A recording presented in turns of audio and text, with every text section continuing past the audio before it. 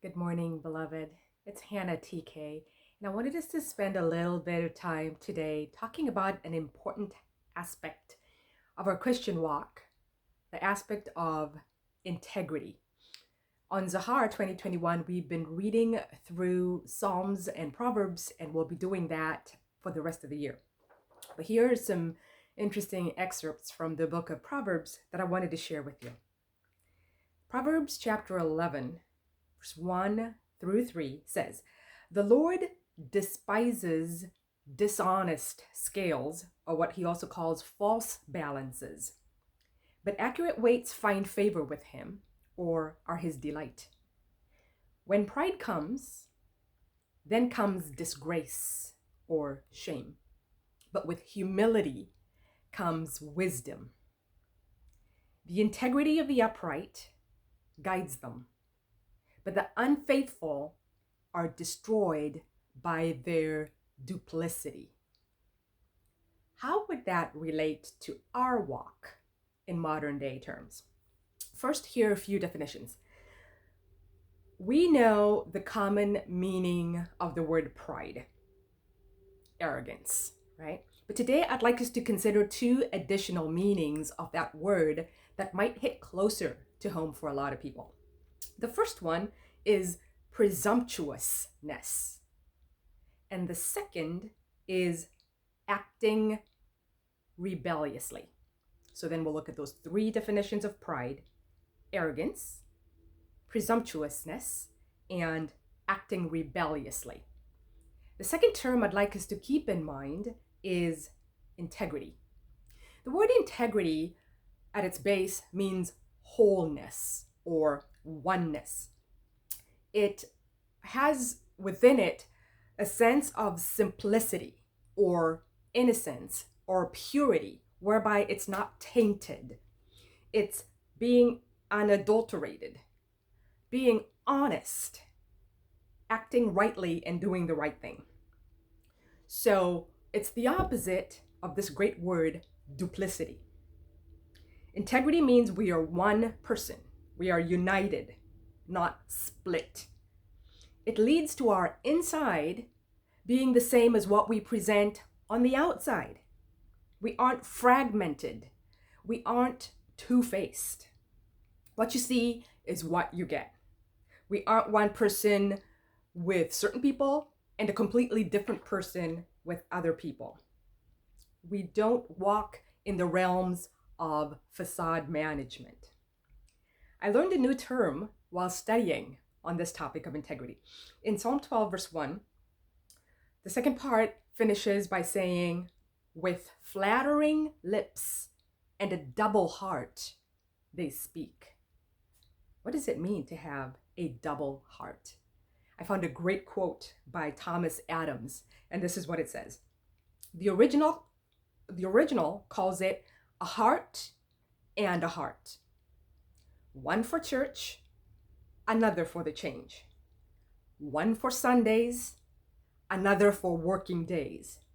One for the king, another for the pope. A man without heart, he says, is a wonder. But a man with two hearts is a monster. May God help us not be heartless people. May he help us not be half-hearted people. But certainly, may we not be double-hearted people. Father, help us to be single-hearted, wholehearted, and therefore be people of integrity. Proverbs 11, verse 2, as we read earlier, then talks of the people who are called humble or lowly. These people are a rare breed indeed. They're people who are pure and simple and who are reduced to their most basic elements. They are people who are not tainted by pomp and fluff. The lowly are people of integrity. They do not try to twist things and make them what they want them to be or what they think they should be.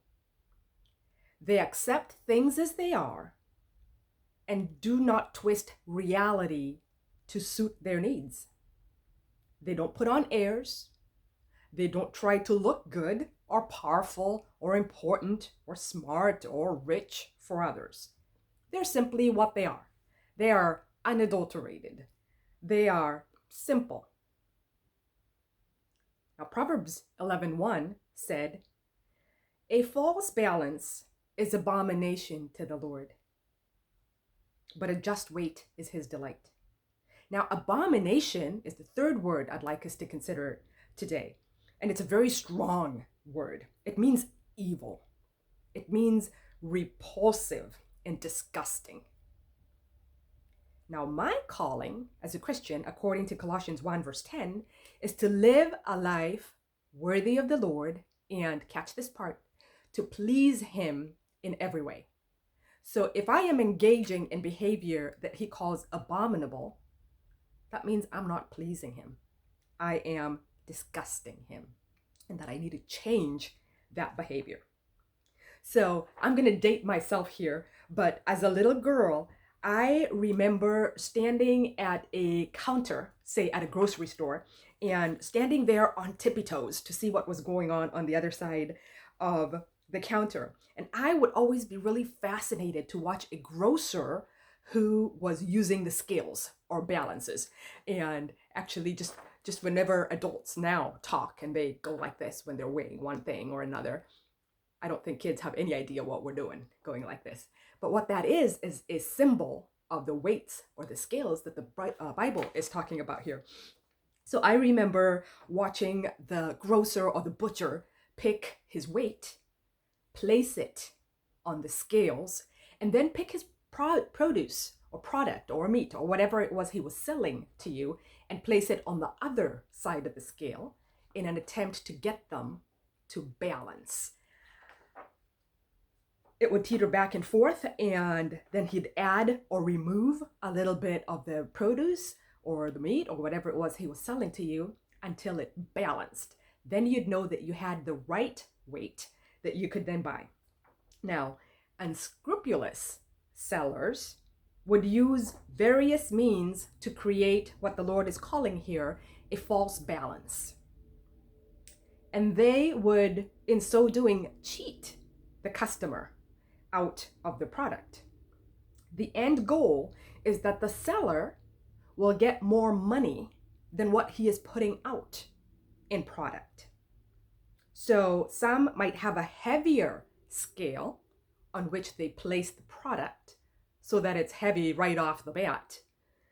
Others would have a weight that was actually lighter than what it claimed to be, the result being the same, that the customer would get less product and still pay more money than what they were getting for.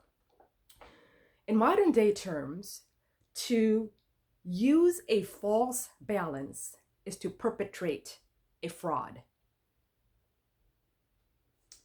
Now, it's very easy to stage a false balance. It's actually completely at the seller's discretion and his or her crafty intent. The seller is posing as a person of integrity and weighing the product right there in front of the customer.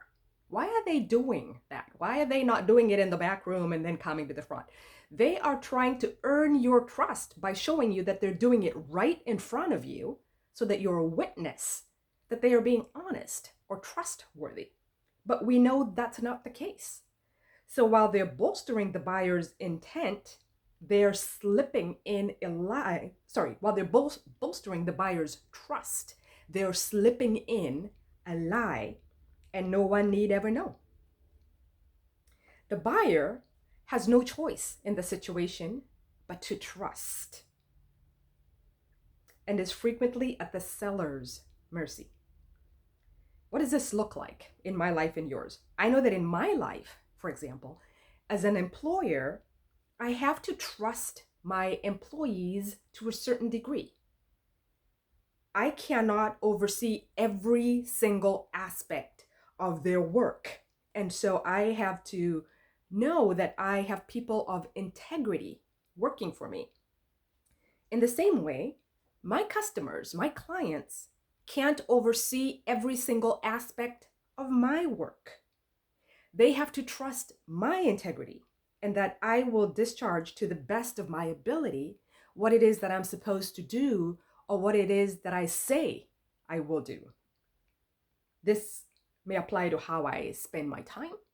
This applies to how I bill for my time. This applies to how I use resources that belong to my clients. This applies to what I report, etc.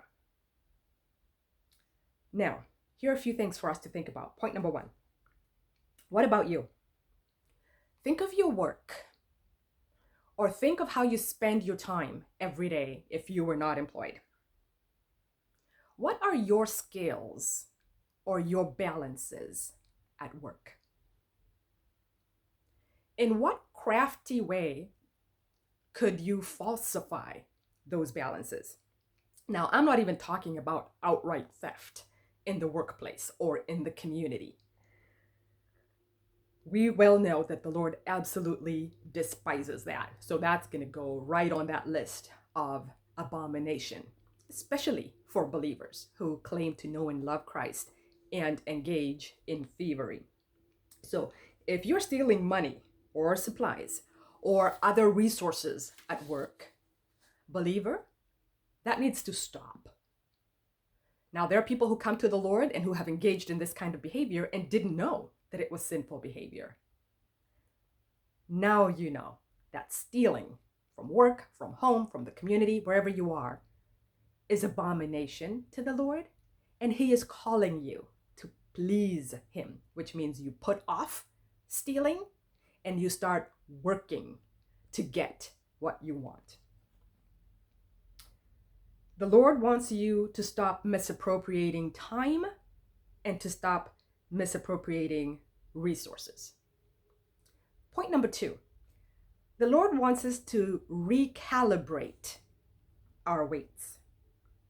Now, there are aspects in our culture, in the modern day, that, they're aspects of stealing, but we think of them, that's not such a big deal. So it may be that I come into work a little late, or I leave a little early, or, I'm swiping a pen here or making extra copies there, or whatever it is that you have access to wherever you are in your circle. The Lord calls that abomination. And He wants you to put it off and become a person of integrity. So growing in godliness means that we line up our definitions with His definitions. So if He says that's abomination, I don't get to say, no, actually, it's not abomination. It's not such a big deal. Okay? If it's big to Him, it needs to be big to me. Father, help us recalibrate our definitions to match yours. Here's the third point. False balances equals being prideful. And we defined pride earlier, and we came up with three characteristics of pride. Now, the grocer who is perpetrating this fraud is loading his scale because he is certain he will not get caught. No one needs to know. See, pride makes us presumptuous. We presume that no one is watching us. Excuse me. We presume that we will get away with our actions. Or we might even take it a little further and say, even if they know, it's not that big a deal. It won't matter that much to them. It won't affect them that much. We have heard of the wonderful phrase, watched behavior changes. There's fascinating research that shows the difference between our behavior when we think nobody's watching and when we think or know that somebody is watching. And both you and I know which behavior ends up being more acceptable or more socially approved especially when it's watched. Beloved, you and I have an overseer. His name, one of his names, is actually Jehovah Ra'ah, which means the God who sees.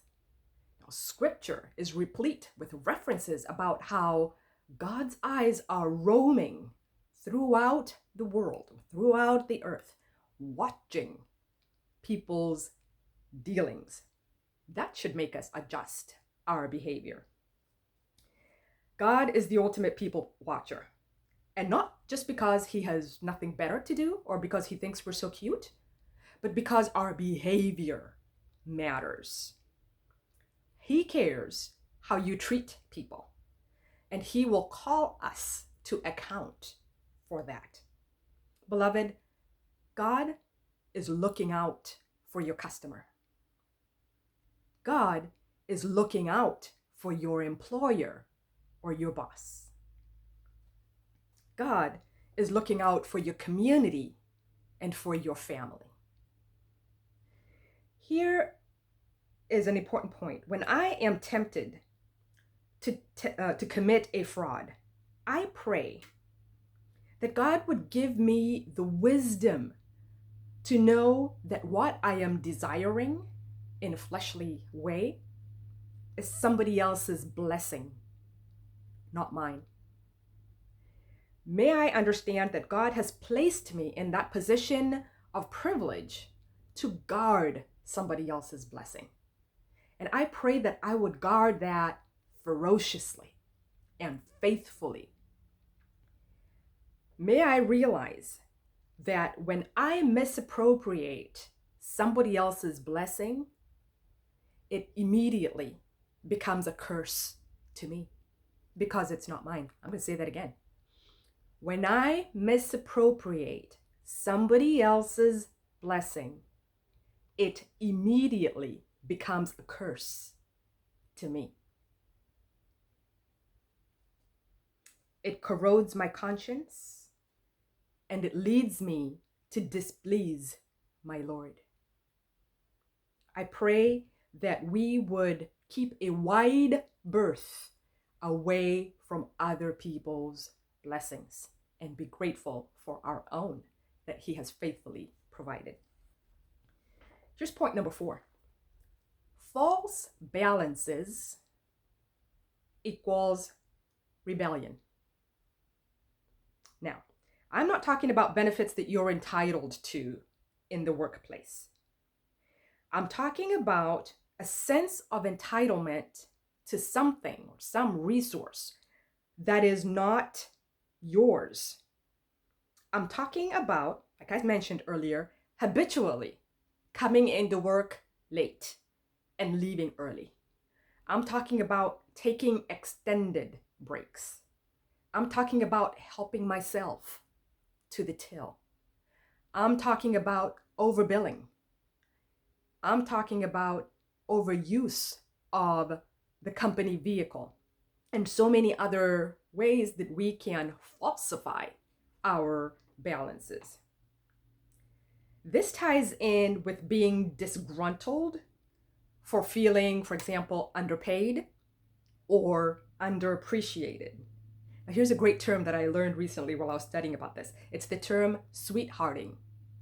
Sweethearting means that you connect family and friends with benefits or privileges that you're entitled to, but they're not. But since there's no one seeing you extending that benefit, you go ahead and extend it to them. This, of course, is most common when people are working at a cash register, for example, or checking in people into an event or anything like that. How easy it is for you to just slip someone by.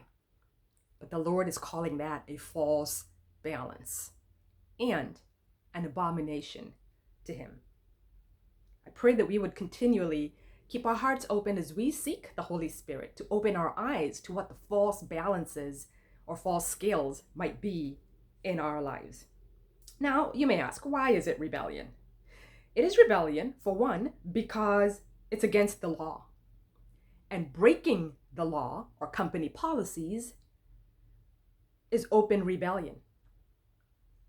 2, there's a more insidious rebellion at work here. God, your master, says, I will provide for you. Your behavior is you turning around and saying to God, no, you will not provide for me. Or you will not provide enough for me. Or you will not provide soon enough or in the way I want you to provide for me. I'm not getting what I deserve here. Is your God not able to provide for your needs that you are stealing from your employer to have your needs met? You are being prideful and rebellious in thinking that you can come up with crafty ways to provide for yourself. Has he not given you enough time to take care of your own stuff on your own time, that you are misappropriating your time and energies while at work? Are you on your cell phone or on the internet just browsing while you're at work and have work to do, or are being paid and therefore should be attending to the business of the person that's paying you? Are you sitting around idle when you could be helpful and do things even that are not on your list? There's a final area that I'd like us to talk about. And this has to do with various habits and even with addictions. Now, addictions or dependencies are idolatry.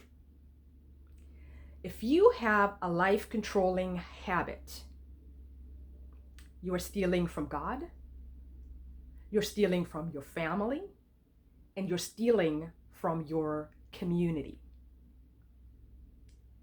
God has entrusted you with roles and responsibilities that are suffering and going unfilled because of your dependencies.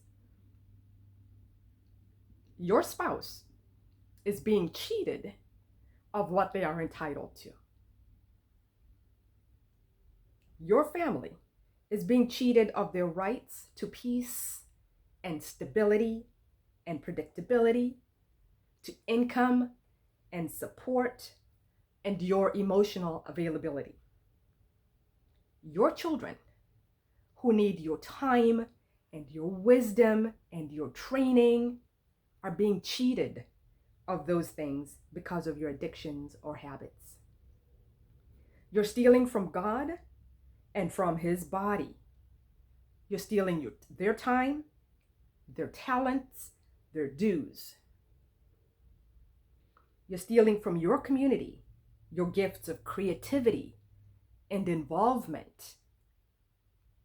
They can't compete with drugs. They can't compete with your thrill seeking. They can't compete with the internet, with pornography, with gambling.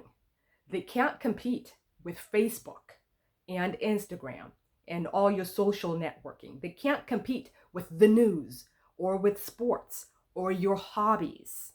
They can't compete with your ministry and your time at church serving the Lord.